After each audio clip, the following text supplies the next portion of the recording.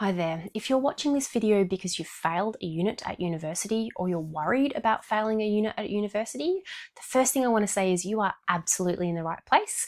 There is no judgment here because you are actually in really good company.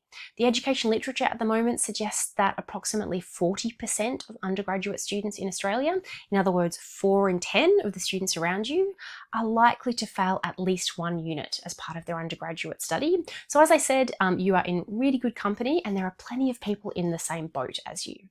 This video is hopefully going to help you because what I'm actually going to do is take you through step by step for the things that you should do at this point if you failed a unit, and it will give you a lot more confidence about the questions to ask and the priorities to think about and what that process is really going to be about. And hopefully by the end of this video, you'll be feeling a little better that actually there is a pathway forward and there's support for you to access that's going to help you forge that path for yourself. So, okay, first things first. Let's say you failed a unit. What's the number one first thing that you should do? Absolutely, you should seek course advice from your own specific institution.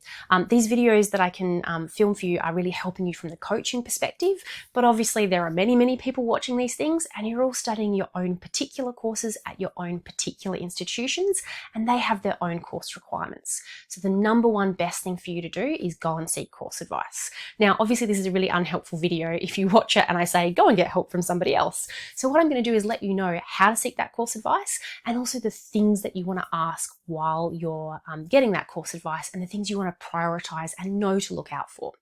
The other thing I'm going to do is explain the difference between a couple of the different types of units that you might have failed so you can see the purpose and the real importance behind getting that course advice and getting it right. So, okay, how do you go and seek course advice? What does that actually mean? For your particular course or your particular degree, there will be a number of people whose job it is to help you specifically when this happens. And why I keep saying this in all my videos is I think a lot of students feel like they're bothering staff if they ask a question, or perhaps the fact that they've been unsuccessful in a unit is somehow this huge failing on their part, and so they don't want to reach out for help. But I guarantee you that the people I'm talking about, I'm one of them. I wouldn't have a job if you didn't come and ask me for help, even in the case where you have failed a unit. It is specifically my job and a course advisor's job to help you out in that situation. So first of all, when you go and ask for help, please don't feel like a failure. Those people are absolutely there to help you. And in fact, they're hoping that you'll reach out because they like to help students and they get paid to do it. All right, so in terms of course advice, as I said, there's a number of people who will help you. For example, in your course, you might have someone whose job it is to have academic oversight over your whole course. So that's usually an academic staff member. They might be referred to as a program director or a course convener. These are the kinds of names we'd hear with those roles. And in fact, you've probably been introduced to them at the start of your study. You can find their name usually on your student portal, and they are a person who you can just send an email to and say, hey, I've been unsuccessful in the unit. I'd really love some help in terms of looking at what the rest of my study is going to look like now that I've been unsuccessful in that unit. If that individual person can't help you out because they've had a flood of emails from students, I used to be a program director, and at the end of every semester I might get 50 emails from students, and obviously we want to make sure you get help as soon as possible. So the other place to go for help is a team of what we would refer to as course advisors or student advisors or your education team. These people usually sit within your faculty. So for example, if you're studying something like a Bachelor of Pharmacy, then probably you sit within the Faculty of Health. That's where that degree will be being offered, and the staff who help run that degree all sit in the Faculty of Health.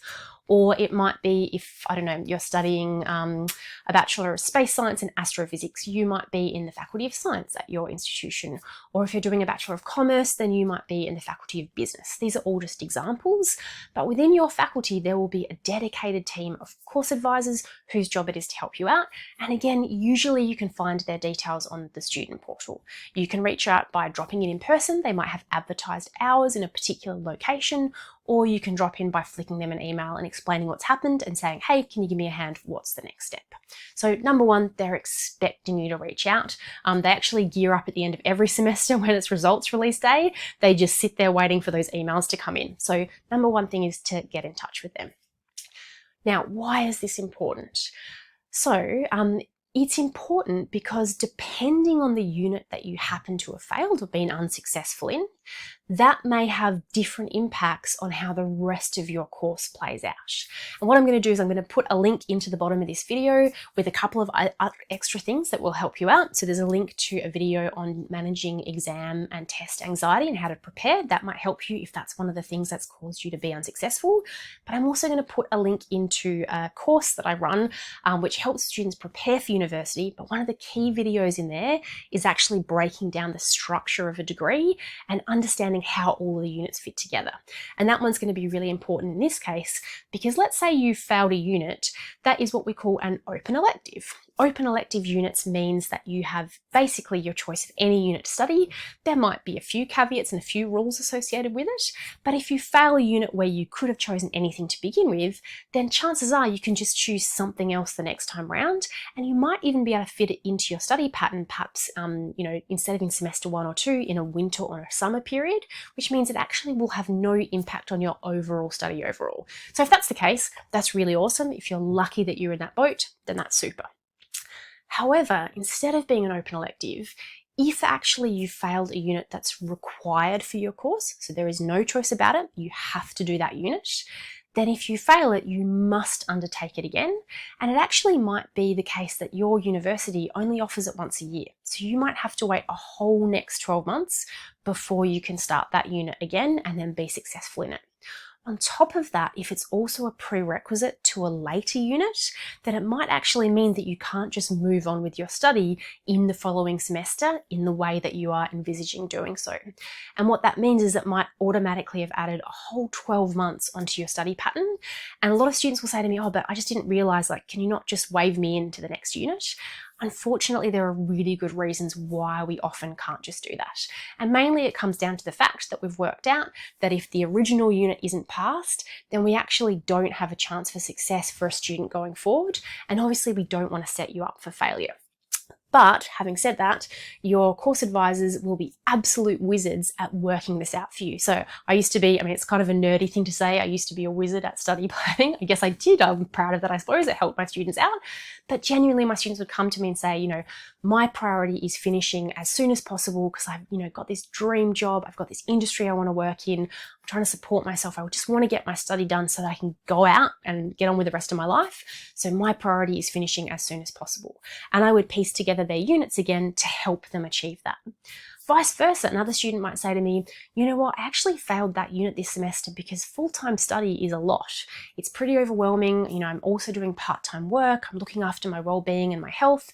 I really want to drop down to maybe 3 units a semester instead of 4 units a semester because I think that's actually going to increase my chance of success in the long term. So then your wizard course planner, rather than them trying to piece all the bits together so that you finish as soon as possible, they will help you spread those units out, but they'll do so in a way that makes sure that those prerequisite chains of units are best suited to you. So even if perhaps you were unsuccessful in a unit, they can piece it together such that that will have a limited impact on your study overall. So going into this course advice, you want to be thinking about your priorities. Are you trying to finish as quickly as possible? If that's the case, do you think that's actually useful to you? Should you be spreading your study out a little bit? You might also be thinking, is this study right for me? Are there certain units where I'm looking at them and I think, you know what? I just failed that unit because I really disliked it. I don't like the content. I don't relish the idea of taking it again. It's not something that interests me. And if that's the case, is there actually a different choice? Perhaps there's something I can do instead of that unit that will still meet the course requirements. That's also usually a really useful question to ask. Once you've sought that course advice, then your course advisor can actually make you a bespoke study plan. So that's a study plan that best suits you right now. And the thing is about that that's really wonderful is that you can actually go back and change it again. So you might say, hey, I want to drop from 4 units for full-time study to just 3 units next semester. And I just want to see how that goes for a semester. Can you please study plan me to show that just for the next 6 months? And then I'll reassess. Perhaps you've now figured out, a routine with your study, or perhaps you've got some health things that are sorted out, or you've got less paid work that you're doing, whatever it happens to be. And going forwards, you're like, you know what, now I can go back to those 4 units, and you get it restudy planned again. Again, it is absolutely those people's job to do that. So please, please, please go and get that study advice, and please have those things in mind. So what are your priorities? Am I trying to finish really quickly, or am I trying to be as successful as possible? Are there units that I actually just think I'm not enjoying? Perhaps I want to consider if there are other units I can take. Worst comes to worst, you might even be considering, is this the right course for me? Is there something that's really similar where I can get course credit? I can perhaps swap some units over, but maybe it's not this specific course that I've been studying. Perhaps there's something else out there for me. Even that might sound really scary, and I can totally imagine that it is. Lots of the students that I spoke to would actually say to me, oh, you know, this isn't the right course. And 9 times out of 10, I would find something for them that they loved and that actually suited them better. But it's really hard to find that or figure out what that is until you're in the university system and studying. But again, there are people whose job it is to show you all of those options. Even if you figure out that you thought that the particular area that you liked was for you and you just really decided that it's not, the final thing I'm going to leave you with is to think about, are you still going to be able to think, or are you still going to be thinking about this unit failure in 5 hours, 5 days, 5 weeks, 5 months, and 5 years? Maybe it's something that you'll be thinking about in the short term, but I guarantee you if you go and get that course advice now and you make some proactive decisions about what you really want to do, that in 5 years' time, you are not going to be thinking about this one unit failure.